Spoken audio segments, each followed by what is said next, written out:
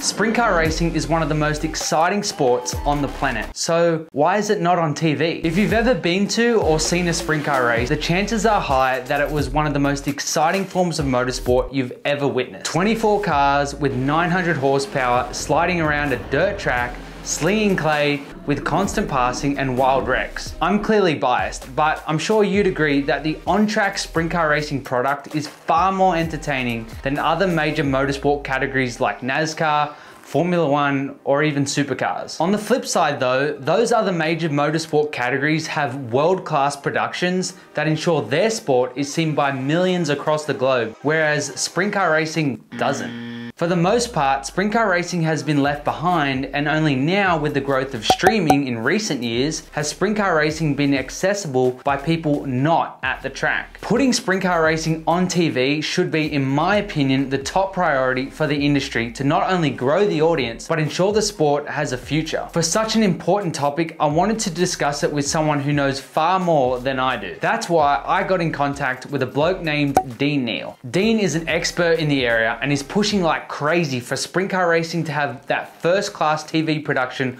we all want, shown by his efforts with Night Thunder, a television program highlighting the sprint car racing over at the Perth Motorplex in Western Australia. Sure, the video is pretty long, but it's full of information that fits perfect for Sprint Car Hub, where we want to provide unique sprint car racing insights that you won't get anywhere else. First up, I asked Dean about the role he plays in all of this. Yeah, I'm the executive producer, director, editor, switcher, dishwasher, the whole lot, mate. So basically, this started, I guess, originally back in the first pass I did this was when Channel 7 used to run Night Thunder back in the late 90s, early 2000s. I got involved through David Christensen. Ironically, that's where sort of Wade Ornger got his start at one stage. David Christensen was a sports guru, head of sport at 7 Perth. He basically collared me one day and asked me if I'd like to play. As a pit reporter, I was an IT guy back then. I had very little to do with Speedway other than some recreational stuff. Fast forward a couple of years later, some people around the country saw that I was doing what I was doing. And I moved to Parramatta and left Night Thunder for a while as a pit reporter. And then fast forward, moving back after a long time in Sydney, came back to Perth, took over Night Thunder in a more production role in 2013, the first time I did that. And we did it out of Perth Motorplex. So I was a media manager for the Perth Motorplex, production manager, Gary Mosevich, who's no longer with us, unfortunately, great guy, Kevin Prendergast. We wanted to run our own production company back then, and we ran a show for a couple of seasons. And then Kevin's son, Nathan Prendergast, collared me to go and play in Supercars for a handful of years. Worked there for 6 years, ended up moving back to Sydney, put the Night Thunder program from my point of view on hold for a few years, worked with Neil Crompton and his airtime media business for another 3 or 4 years out of Sydney. And then I guess to really answer your question, and I'm bloody bad at digressing, Toby, so you're going to have to put up with me, but I moved back to Perth. Gavin Migro and Jeff Kendrick sounded me out if I'd like to play. And look, I love sprint car racing. I love Speedway. And they wanted to, I think it had gone off the rails a little bit, just the standard of the show. It had been run by another production mob. And I said, sure. So basically, I'm now in control of that product. It's been handed to me from a production viewpoint. And that's where we're at now. So I've been doing that for the last 3 seasons. Obviously, there are more people involved in making the production happen, and I wanted to pick Dean's brain to understand who else is part of it. So I guess what happened was I decided, Toby, that if I was going to do it again, in the past, we used to record in a way that's very common in motorsport, what we call an isolated record. So I would book camera crew and we'd come in, they'd shoot it, and then I'd grab all those cameras together and edit it. So I decided this time, because I've got a lot more work on these days, and I wanted to elevate it a little bit.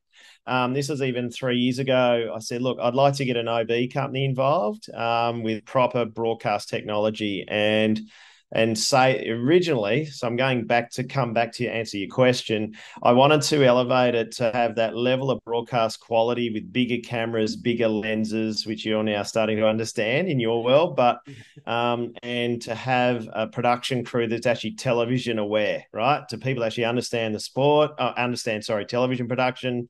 So we started that 3 seasons ago, and I wanted to elevate it. So to be honest with you, I had some good relationships at Channel 7 and some good relationships through an OB company in Perth called Show Screen. So basically, they're a good mid-upper tier provider. And I wanted to try and show the sport what's possible. So that was the first step. And to be honest, it was a bit ironical because I'd noticed the last few years, a lot of people going, wow, the Perth Motorplex looks really good on, back then it was Dirt Vision. What they weren't probably realizing is a lot of that good content was actually being delivered from our OB facilities when we were recording the night as a cut and then cutting it down and spinning it around. It was then at the start of this season, I decided that through my work in football and other things, I could see with Channel 7, Toby, and I know this is the list you want me to get to, I guess. Digital is a big part of the future of all television networks if they're going to survive. So live sport and news is really their go-to, and particularly live sport. Even news now, social media is pretty accessible for that stuff. So, if you watch any AFL game, and I'm sure the NRL will be signed, the 7 talent are sitting there with 7 Plus and Channel 7 on their mics. They're investing a lot of time and effort on their digital platform. They see it as a real priority. And in fact, in my work in Melbourne with the footy late last year, I could see that 7 was spending a lot of time in their rights negotiations about access to digital content. So 7 as a current rights for the AFL at the moment are quite restricted in terms of what they can put on their digital platforms. But the next rights deal, which is the most expensive, richest, kick-ass money deal in history, billions of dollars, basically, the digital was a non-negotiable for them. So they wanted to be able to, once the game's on air on Channel 7, they want it on 7 Plus, or they want to be able to, if people want to watch it and catch up, they want to be able to watch it on 7 Plus as well. So it's a multi-channel, complicated thing. There's Fox involved, there's Telstra involved, but they got their way, and that was a non-negotiable. And I could see the 7 Plus was going to be an exciting platform. And 9 and 10 and other networks will have the same potential as well. So I said to Gavin and Jeff, I was honest, I decided through my contacts to call in a lot of favors this year and basically try and show the sport what's possible by delivering this stuff, because we're already really doing it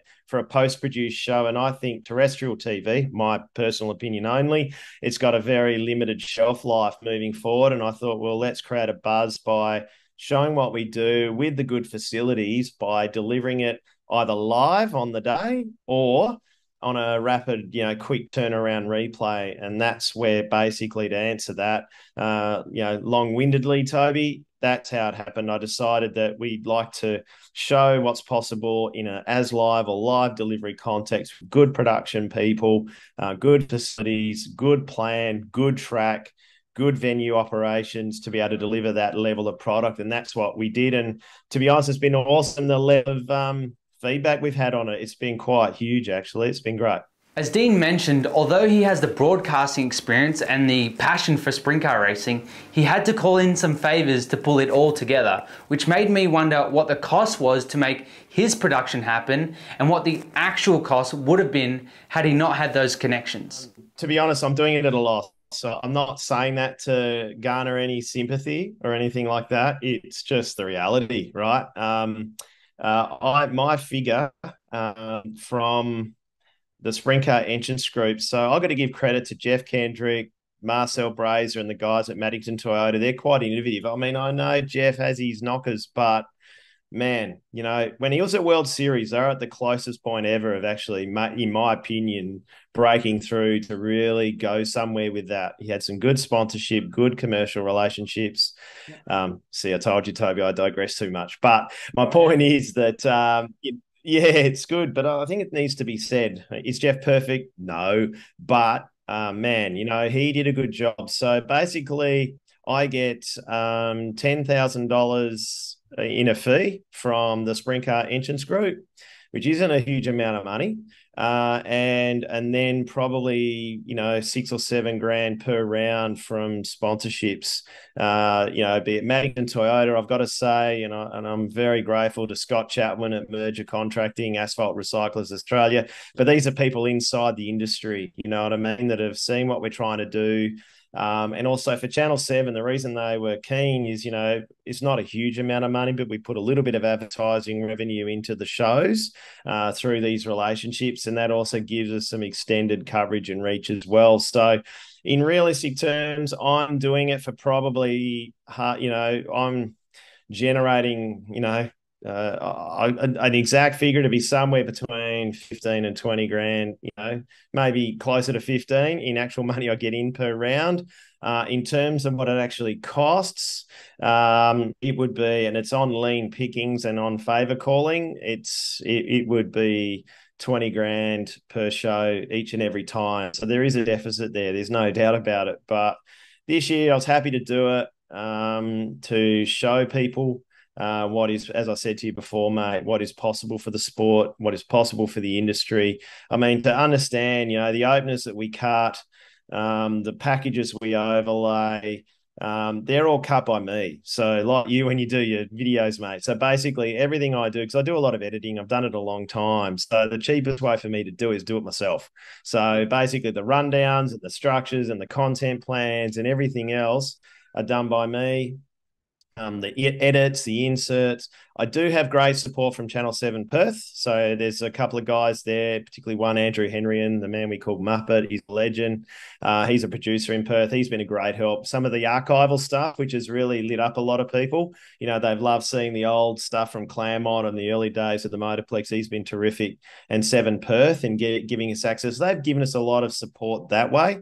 Also, show screens have been terrific. So they'll supply a core crew of a replay operator, audio director, broadcast level people that are professionals in their job, their guns, and what they do.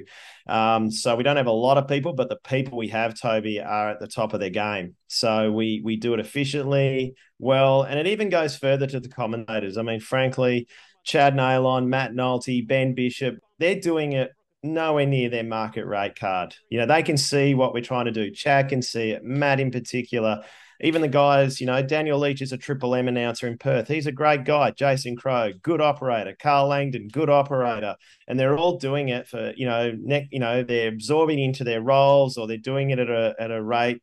Greg Russ doing the voiceovers. He's excited. He's passionate. He loves Speedway. He loves motorsports. So Dino, we normally charge X, but I'll do it for $1.50 and a can of Coke because we can see what you're trying to do and we love the standard of the product. That's the important thing. When they can see it's a really shiny, glossy product, they're keen to have a play, and they believe and they're passionate about the sport. Formats, track prep, weather difficulties, venue presentation, venue location, ease of consistency, and so many other variables are major factors as to why sprint car racing struggles to not just be a success on TV, but popular to the general public at all. With all of this passion and experience not only within but surrounding the speedway industry, it baffles me as to why the sport hasn't overcome these hurdles throughout the years. Dean brought a lot of those issues to the surface. That's such a good question with such a complicated answer, Toby. The sport, I'll be honest, has been near this point before. I'm a skeptic. I am a skeptic in believing. Do I believe, Dean? Yes, I believe this product is definitely capable of it. Otherwise, I wouldn't do it. I'll speak openly. I was going to work on the Australian Open tennis this year. I actually said no because one, some family things, and two, I wanted to see this Speedway project through because I knew, this year, title year at the Motorplex was a great year. And you'd agree with that, mate. You were there for the Australian Sprint Car title at the Motorplex. It was a great platform, canvas to paint all on. And that's an important part. So again, the other guy is Gavin Migro. I mean, I'm good friends with Gavin. I love Gavin a bit. I think he's a terrific venue operator. Underrated, I think to a lot of people. I think people here when they're remote and living in Western Australia, and you would know this having been here now, how well and how slick a show he runs. So to answer that, to sort of go long-winded again to your question, I think the challenges for Speedway are, yes, it can be done, but you need to tick a lot of boxes to deliver Speedway TV. First thing is venue dress, and I chuckle because, you know, I think of all some of the industry heavyweights in broadcast television that love sprint car racing and Speedway in general. You'd blow your mind, right? So one of my bosses at Channel 7 AFL, he is a fanatic for sprint car racing. David White, who was the head of sport at Channel 10, I remember rolling in to his office when I was doing drag racing. I was a national broadcast manager, and he had a Steve Kinzer sprint car on his desk, mate, right next to the Sydney Swans AFL grand final ball. He loved it. And he said, you know what, Dean, what do you think? How's Speedway going? He'd always want to know because he knew I was a bogan. You know, I don't hide from the fact that I'm a redhead. I love it. And I go, yeah, it's going all right. He goes, man, if they can just get the venue dress right, the presentation of the sport at tracks right. So that's the first thing I'd say. And that's very things like, and everything the Motorplex do right, you know, that's where Speedway venues around Australia need to think about, you know, lighting, no clutter on the infield, clean venue, clean perimeters, clean seats, no dirt and crap everywhere that's visible, you know, not 863 garbage bags and push utes, and like make the infield arena present as clean and tidy. If there's Don't make it look like a swamp. Don't make it look like a, you know what I'm saying here. The venue dress, make it look as nice as possible. Lighting's important.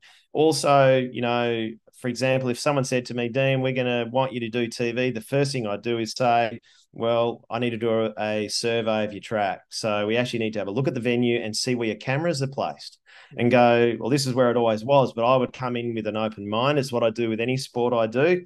You've actually got to go, is this the best position for cameras? And if it's not, how do we make it better? And tracks having the flexibility to do that stuff. I'm also grateful to, you know, and that's where I'm lucky with the Motorplex. I've got, you know, a great venue. I've got, you know, good production people at the Motorplex. You would have met, you know, Ivo Fuentes, who I've worked with for years off and on a number of projects. Mikey Rimmer and those guys are really cooperative with us in terms of facilities at the Motorplex to make sure we can, you know, they add some things for us that they have. So the commentary we do in the box, we use their infrastructure. And that helps us, so we don't have to bring in yet more equipment. Some of the camera placements and stuff, they work with us. They get it. You know, they see that we want to try and present the sport in the best possible light. So that really helps us. The other thing is running a tight schedule and understanding time certainty. I wouldn't say, as much as I love Gav, I wouldn't say they're perfectly placed with timing, but they're pretty close in terms of running things at a schedule and at a clip and at a predictable tempo. So if you're going to try and do something live, you've got a chance to predict where the road is going, if you know what I mean, in terms of how the night's going to run, what sort of rhythm and flow the night's going to have. So you can organize your content and your production based around that. And I think at the moment, a lot of the venues have a lot of shortcomings, to be honest with you. And it's no one's fault. It's not easy to do. But, you know, the venue presentation is a real challenge, I think, for sprint car racing. Also, locations. So at the moment, I mean, I think the biggest priority for the sport right now is where's the capital city in Speedway, capital city Speedway in Adelaide? Where's the capital city Speedway in Melbourne? Tim Hodges and I were talking about this recently. You know, he's another television gun, absolute gun operator. You know, we can see they're the heavy lifting items. What about Brisbane? Archerfield's gone. Where are we going to race? And it needs to be a showpiece venue that you can bring sponsors, that you can bring camera gear in and do the job properly. We are currently in a time where streaming services are getting a percentage of people's watch time, and dirt track racing is no different. I wanted to know Dean's opinion on how the ever-growing influence of streaming can coexist with the common sense push to expose the sport to a wider audience via television broadcasts. Difficult. I'm not saying streaming is not good. I think the question is, what's the priority for the sport? Grow the sport externally or service yourselves through internal revenue generation. That, to me, to me, I'll be honest, pay-per-view streaming has limited scope, in my opinion, to grow the sport externally. But it does generate funding, and I respect that. I totally respect that. And I think it's important. The other thing that really does my head in with it is, I mean, I've made a note here. So, at the moment, we're in a position where the streaming cost per race, I mean, and look, I think Jared does a great job. I like what he does at Clay-Per-View. I think he's a really good operator. But you look at some of your market, right? And there's already moves. Like I saw an article about the Californian Sprint Car Series have signed some. They're going to do their own thing. They're charging hundreds and hundreds of dollars. It's going to be mega, costs. But even there in America, with 10 times the population we've got, there's already this debate of how is this viable? How is this industry going to hold up with that kind of revenue? I mean, I can watch on Netflix, Ultra HD, Dolby Vision video. In fact, on these providers, Netflix, $22.99 a month. Stan Premium, $21 per month for 4K Ultra HD per month, right? Yeah. Disney Plus, $13.99 for 4K content. KO, you can pay $35 a month up to. You can watch NRL, AFL, NBL, Formula One, Supercars, and yet we're telling people, if you wanted to watch the Australian titles, sorry, Perth, and I love you guys, but you charge nearly $35 for one night of racing. And we think that's sustainable in the long term. In my opinion, you're mad. It's not going to be sustainable. It's sustainable now, but in the long term, it's not going to be. And worse, not so much in Australia, but in America, I look at Dirt Vision and KO, and I know this will, create a bit of buzz, but I don't see any difference at all in any of the production values at all from last year, other than there's new series, new prize money. It's all great for the teams. And if they can make it viable, then all power to them. But what I'd love to see is, where are the production values? Where are where's the content elevation to match the elevation that they're trying to achieve with all this other initiatives, be it, new series, new prize money incentives and all that sort of stuff. So I think look, yes, there can be a mix and match of both, but I think what's the driver here? If you want to grow the sport to people that aren't exposed to the sport, then mainstream free-to-air TV, because I'm already under pressure from Seven. I'll be honest with you, Toby. They are fully aware of the streaming opportunities and happenings that are out there now, and eventually there will be pressure to be a bit more strategic, and they'll want some exclusivity. Now, that gives us an opportunity to potentially, hopefully in the future, negotiate some things with the network. Yep. But that's where it's an uneasy one, because I think it's a difficult one. And it's not an easy answer, Toby, to be honest with you, because, you go to the pits on any Speedway meeting, most of this revenue, you walk past the pits and you know what I'm talking about. I'll see Ryan Creaky, I'll see Carl Williamson here in Perth, and they're watching what's happening on Warrnambool on Clay-Per-View, right? They're happy to pay the $29.99 to watch who's doing what around the country. And it's a self-sourcing pudding. That's what pay-per-view streaming is. Now, is that bad? No, it's not. And I think it serves a good service, and there's probably a number of events in the country, a lot of events in the country where it's the right platform. But if you want something that's high level, aspirational, then you need something that's a little more accessible to the mainstream public, in my opinion anyway. And I could be wrong. I think what Dean and the people at the Sprint Car Entrance Group are doing is incredible for our sport. And as I've said in previous social media posts, the Sprint Car fraternity and Speedway as a whole should be thankful for what they're doing. But despite their efforts, televising what is essentially a one-track championship in Western Australia isn't and can't be the end goal. I'm a big advocate for the return of a national sprint car series, because like any other major sport, we need a top prize for the competitors to chase, and something that fans from all over can follow. I felt it was important to ask Dean where he thought all of this could lead, and if a national championship was a possibility. Anything's possible, Toby, but look, it's something that keeps coming to my mind. The sport's glanced with these opportunities in the past, right? So I think of the time when Chad Nailon was working at World Series Sprint Cars, and Jeff Kendrick was there, which I was talking about before, as well with Speedway Australia. There was a gilt-edge opportunity to have Supercars Media were going to partner with the sport to broadcast the series. And the price point was not too dissimilar to some of the other options available at the time. Now, for whatever reason, it didn't happen. Now, those people involved can probably answer it better than me, and that's a follow-up. So the answer is it can be done. So the reason I bring it up is we're all hardened and a bit jaded, maybe is a too strong a word, but I'm sure Wade and others have had similar stories, but there's been golden opportunities for the sport in the past to get to that level with the national series. So I guess from my point of view, my realistic expectation was I had a terrific canvas to pay from, and I'm happy to do what I'm doing with the Maddington Toyota Sprint Car Series, with the Sprint Car Engines Group.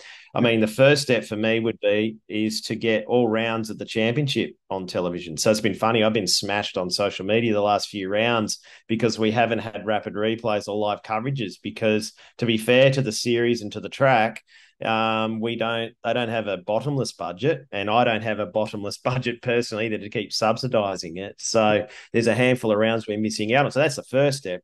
For the national series, absolutely. I'd love to see a national series come back. I think it's critical for Speedway. You need that apex. And if there was an opportunity to somehow help that, of course, Toby, I'd love to have a play and use our production knowledge. And I know Speedway Australia have an energy and a desire. I've spoken a lot with Benny Bishop and the guys at Darren Tyndall and all those guys. So I know there's a fire in their belly to grow the sport, and I'll support them in whatever way I can within reason, right?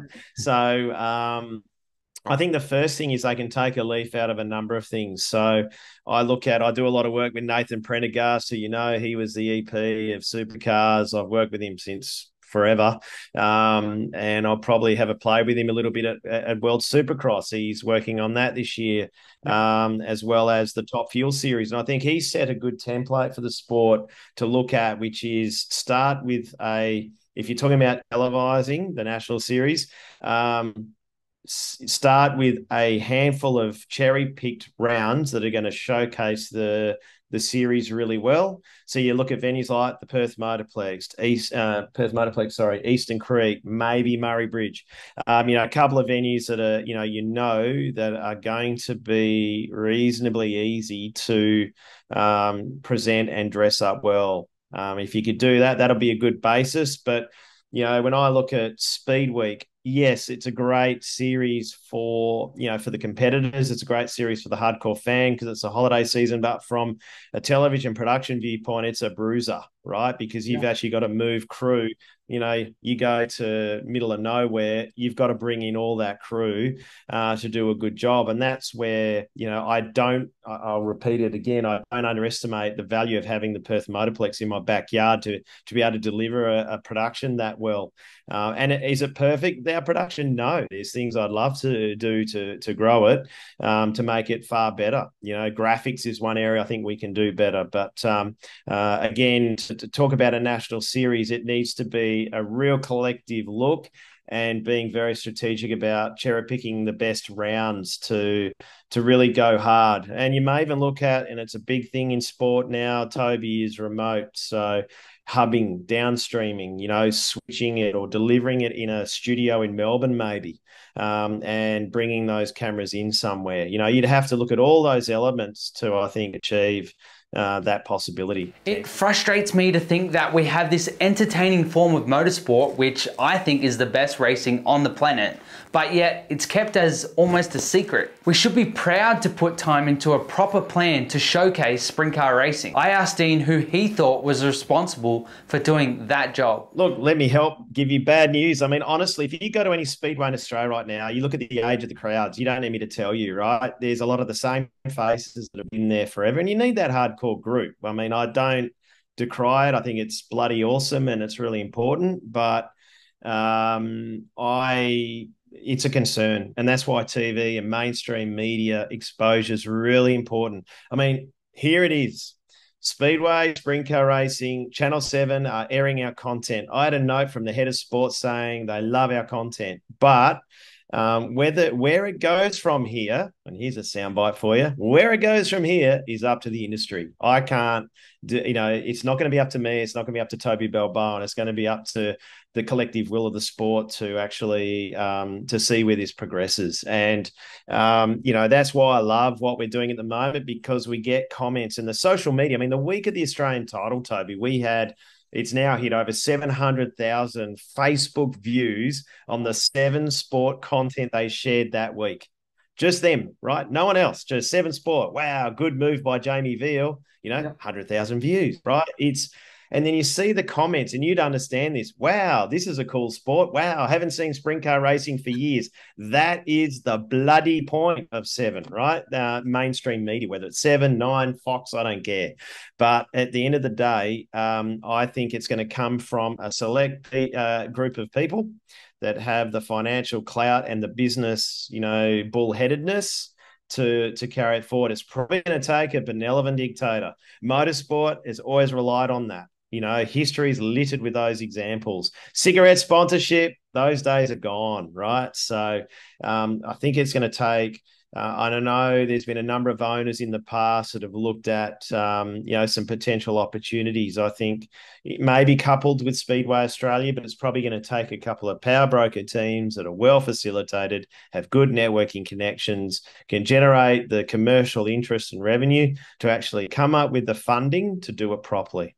And then engage, whether it's me or it's Tim Hodges, someone else, to go, we want to do this correctly. I've tendered, Toby, I reckon 4 times for the World Series television broadcast rights over the last 15 years, I reckon. And it's always a Dutch auction, right? This is, full honesty. You know how they're operating this. They'll look for the lowest tender they can get, and then they'll go with that. That's usually how it works. I've told people I will never, ever, ever play that game again. Yeah, you want a good value, bang for buck production delivery, but I'm not going to go in there and say I'm willing to, cut further, budget just so I can get the work. It needs to be, they need to set a reasonable budget forecast and projection, and then build the structure of delivering that based on those numbers.